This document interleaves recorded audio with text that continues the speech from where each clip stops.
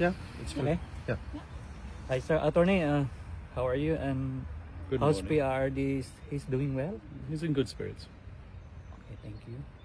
And does PRD have any message for the Filipino people now that May 12 election are fast approaching? He asked for calm and restraint. He knows that there are elections in the offing. He knows that the people are very interested in his welfare. Mm-hmm. And he also knows that there is a tendency, perhaps, for people to get excited Yeah. and not to respect the judicial process. He insists that the judicial process be respected, that there be no interference in that at all. Thank you, Attorney. And Attorney, how do you respond to the ICC judge's rejection of your proposal? Do you believe it undermines the rights of the accused in any way? Well, this whole thing about the judges rejecting my proposal, that never happened. All that happened was that there were two activist victims representatives by the names of Joel Butian and Katrina Conti, who made all sorts of assertions in the press that I had asked to restrict victims' participation in the process by limiting the ID documents that could be used. That never happened. All I was doing was I was relying on what the Philippines social security system requires for ID to be verified in the Philippines. What they don't tell you is that they were not accepted at this present moment in time to be representatives of the victims, rather the OPCV, which is the unit which is dedicated to representing victims at the ICC. So this is not a question of the judges rejecting something that the defense asked for. This is a response that the defense made to the VPRS, which is the internal court unit which is responsible for assessing victims' applications.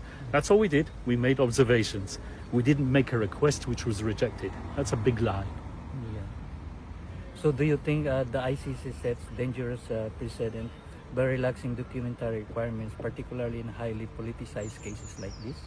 Once again, this whole issue of it being a dangerous precedent is not something that we created. It's something that's in the minds of Joel Butian and others.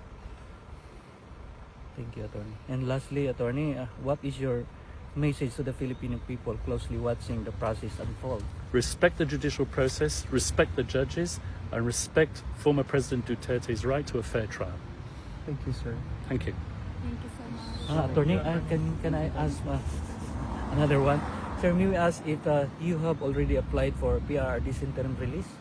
Once again, I'm not going to comment on the chronology of that request. There will be a request for interim release in due course, but as I've said many times before, certain conditions have to be ripe for that interim release to take place. And it's the judges who ultimately decided. Sir, do you think that our former president will be brought back to the Philippines before the confirmation on charges on September 23rd? I certainly hope so. In fact, I can't understand why he's here. He's a Filipino citizen. Yeah. There's a Filipino president in that country who threw a Filipino citizen over here to be tried.